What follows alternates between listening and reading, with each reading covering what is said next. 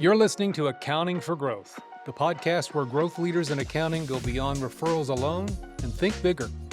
I'm Chad Person, your host and the founder and president of Accounting CMO.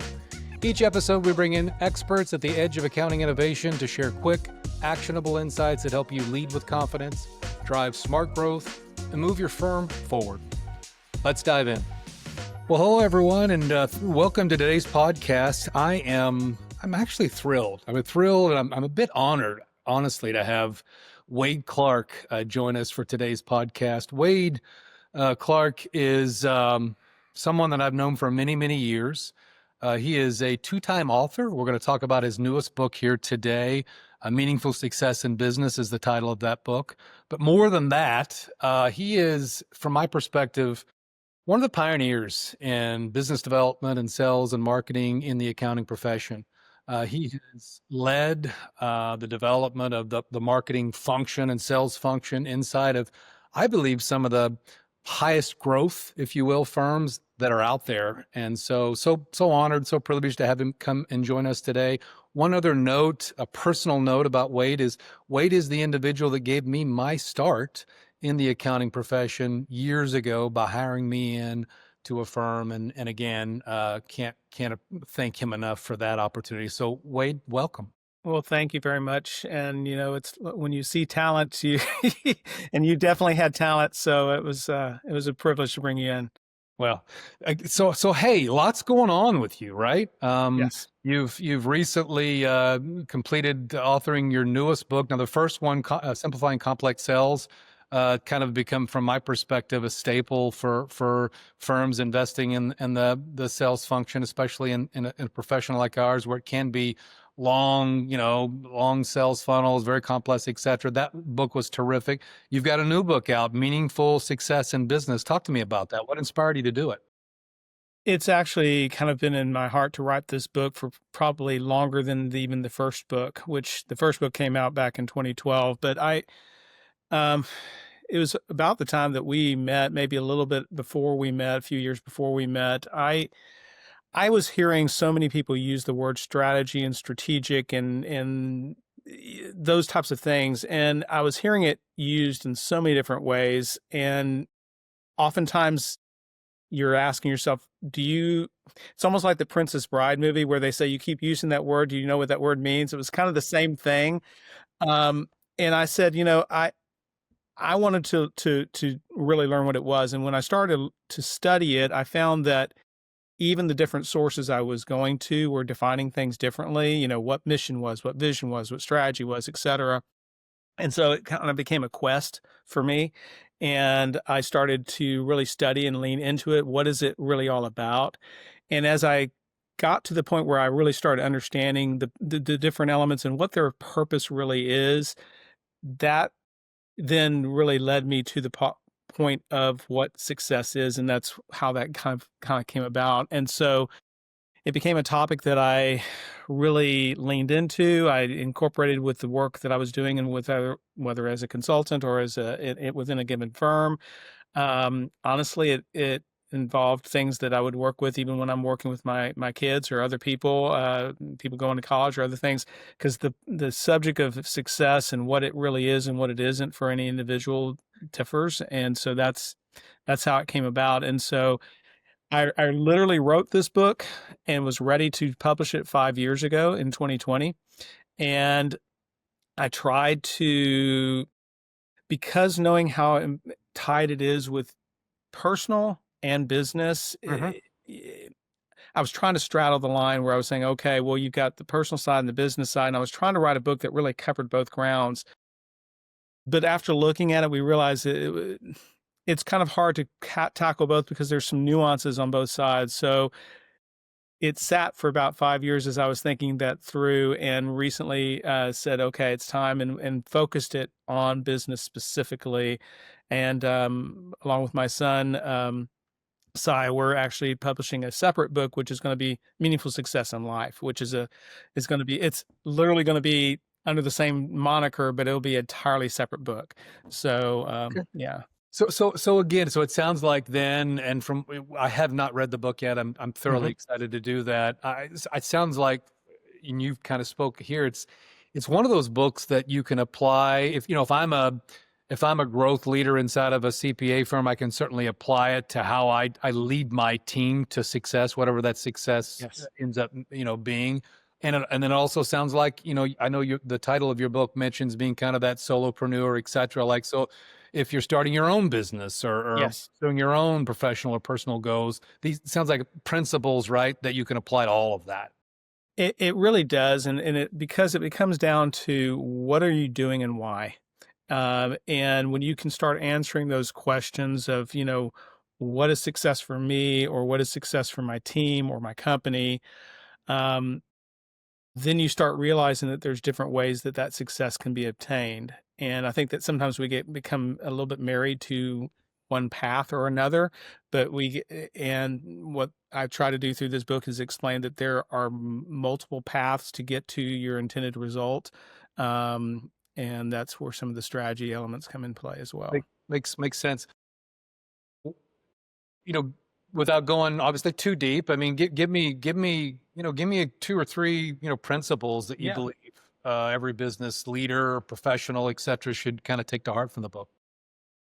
I think that what people need to take to heart is that these words that we so often hear, and it gets to be where we have these natural filters, and we hear something so often, we kind of just filter it off, that we just kind of ignore it.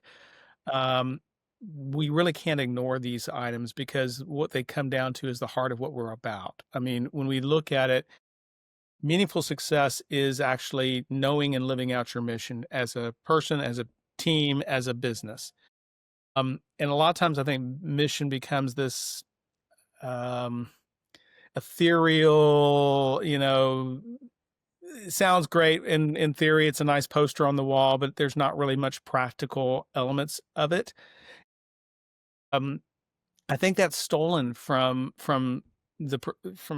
business and life in general, because what has happened is it's become kind of marketized. In other words, let's make it a slogan. Let's make our mission some kind of thing that's, memorable or catchy, or those kind of things, rather than something that's substantive and that's really pinpointed. So I know that this really is what matters to me or to my business.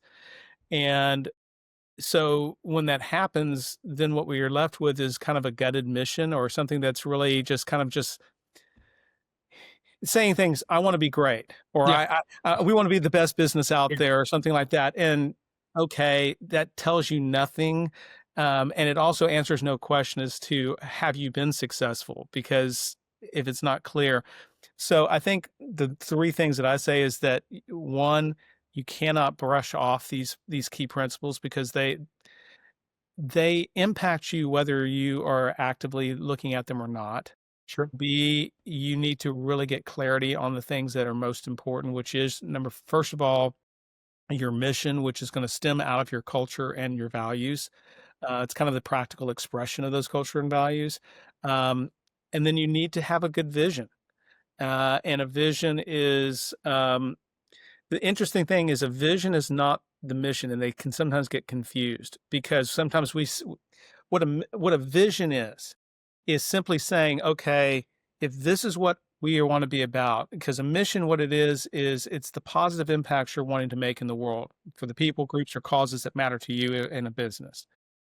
And when you know what those are, you probably, if you was to say, well, are you achieving all that you can today? Are you at the ultimate place of where you'd like to be? And I yeah, don't know anybody who'd say yes. I think everybody says no, I'd like to do more, be more, etc. right, So a yeah. vision is nothing more than looking and saying, well, what can I become then to do that? What success looks like, right? It's Yes. like what it looks like when you've arrived at whatever that goal is. That's I mean, so it's so needed, right? From a perspective of, I think you and I would agree that we work in a profession that many of its professionals are mission driven individuals, right? I mean, I think many of them are motivated by the idea of helping businesses grow or be Correct. successful, et cetera. And so when you work in an environment like that, where many of your professionals who are responsible for growth are mission driven, It's so crazy when you find so many organizations don't have a clear mission, or as you said, one that's practical, can be applied or pursued, right? Well, and even within the firms themselves, I mean, I can't tell you how many times and this is no uh, negative statement about people Sure, or the sure, people that I've worked with, but I've had workshops around this country with I don't know how many hundreds of people where I've done this exercise, and I've talked to them, just taken 5-10 minutes to say, here's what mission and vision is. And then I ask them to take a look at their client base, and I say, I want you to pick the two clients that you know the best, and two of your prospects that you've not landed, but you've got a great relationship with. And I want you to tell me. yeah, yeah, And and so I then say, okay, we'll take the prospects off the list, just your two top clients. How many of you can confidently say, I know what they're trying to achieve and how they're going to achieve it? And in most cases, maybe I get three more hands. So the vast majority, three-fourths of the room doesn't know that for their clients, while at the same time they're saying, gee, why is my client not coming to me about their needs in risk management? Why are they not coming to me about when they have these IT needs?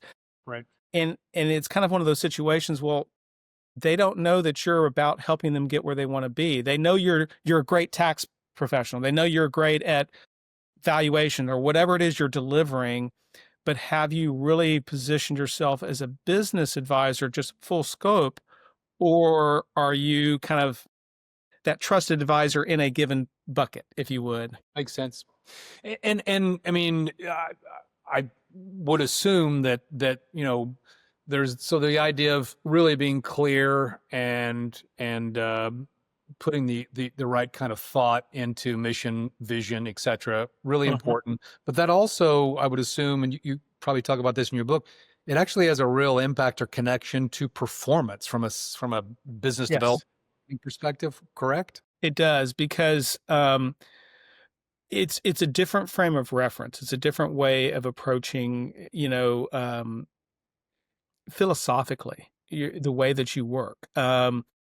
If you have a mission oriented viewpoint, then with every client that you're serving, and even with the things that you're doing, everything is about impact. I mean, what is the impact? How is this moving you directionally forward from where you are today, either within your business or with your clients? And without that clarity, you don't know that you're moving forward. You know you're moving, you're kind of spinning the wheel and you're kind of doing a lot of things, and you may have all these different measures that you're looking at and saying, okay, well, I'm doing good with this, or I'm doing good with that. Yeah. Are you actually moving the towards the goalpost? Right. No, makes sense. Makes sense. I mean, I think we've all heard the famous author that came up with, start with why, right? In Yes, some ways, I feel like there's a connection with what you're saying. absolutely. People don't buy what you do; they buy why you do it, right? You take a Correct. chance. Yeah, yeah. Makes total sense.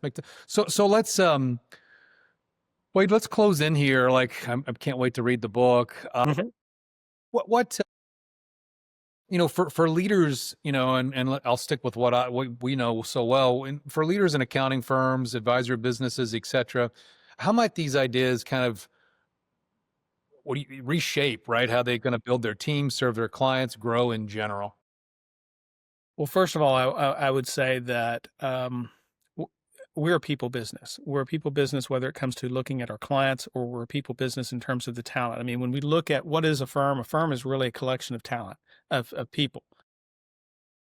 Everybody who's there is there because they have one, yes, they have a passion to deliver excellence, or to grow professionally, et cetera. But they also have a personal desire, things that are important to them in their life, and they want to know that what they're doing matters. And so when we start to embrace these key principles, these key elements of success that are there, we start to help them understand how that can take place within our firm. I mean, how working within our firm, you as a member of our firm can actually be moving forward and making an impact that really matters in the lives of for yourself and the lives of the people that are around you and the people that you serve. Without that, it becomes more exercises. I mean, you do what you can do, you do the things well, and it becomes more transactional, if you would. It doesn't become part of that tie that's there. And so I really do believe that these elements are critical for an accounting firm because if you want to attract talent, you're going to attract talent that wants to know that they're going to make a difference. If you want to retain talent, they want to know that they actually are progressing personally and in the things that they're able to do. Sure. And it's hard to do that if it's just kind of just another check mark for the year. Okay, well, yeah, we grew 14%. Well, what does that mean to me? What does that mean to the firm? Right. It's- and sometimes those measures just become that, just measures. Yeah, I look, interesting. I mean, I think when hearing you talk, I think about all the other lessons I've learned, and you're right. I mean, I feel like you and I have been probably exposed to this idea that you're sharing here around having meaning, right, in what you're Mhm. doing. But I feel like all too often, it's just shocking to me how much it's not necessarily applied in the pursuit of success, right? And clearly articulated in this profession. Really, really meaningful. Really, really meaningful. So, hey, talk to me. Closing thoughts here on it. Someone that's listening today, what's kind of the one idea you want to leave them with that kind of makes it clear to them why they need to consider buying this book. Well, I think from the standpoint of buying this book, I think it's one of those things that it comes back down to that this is not just about, yes, it is about in business. And I said that we're going to be doing another book that's more personal oriented, but the reality is these principles apply to our lives on a day-to-day basis. And um, I don't know many people who don't wrestle with, have I been successful? Have I, am I doing what I need to be doing? Am I making the impact I want to make? Um, and if you have a way to learn those things and be able to ask yourself the right questions to be able to formulate that. And that's one of the things I do in the book. I mean, I talk about the lies we believe about success. I kind of start the book with that because so often we get caught up in all these different things. And so I first try to let's expose the lies. This is not what success is. And then we get into, well, here's the elements of success.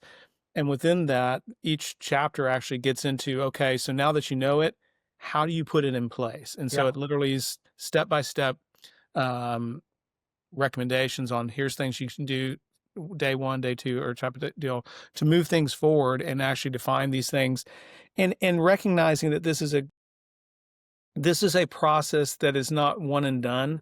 Right. Right. It's something that we revisit throughout our lives. It's something that we need to look at and be willing to make some adjustments, and that's fine. What I find is once you really understand your mission generally does not change that much. Mm. It may get a little bit more fine-tuned, it may get a little bit more focused, but directionally, it usually doesn't change. However, our vision and our strategy, they can and do need to change based Probably upon should what we're change, right? experiencing. Yeah, yeah, yeah. And so I Probably think that should that would change. be helpful for anybody. Yeah, agreed, Wade. So meaningful success in business, a guide for entrepreneurs, solopreneurs, and purpose-driven business leaders. Is it available on Amazon? It's available on Amazon, both ebook or print. Wade, I would love for you to come back and we can talk more about your book, but also just talk more about just business development in the profession. You've Mhm. got so much expertise to share. Would love to have you back. I appreciate that. I enjoy it very much. Terrific. Wade, thank you very much. And for all those listening today, thank you for joining in. And we'll look forward to seeing you on the next Accounting for Growth podcast. Thanks. That's a wrap on this episode of Accounting for Growth, powered by your CMO. We help accounting leaders break the status quo. Please subscribe, share, and stay sharp. Your next big growth move starts now.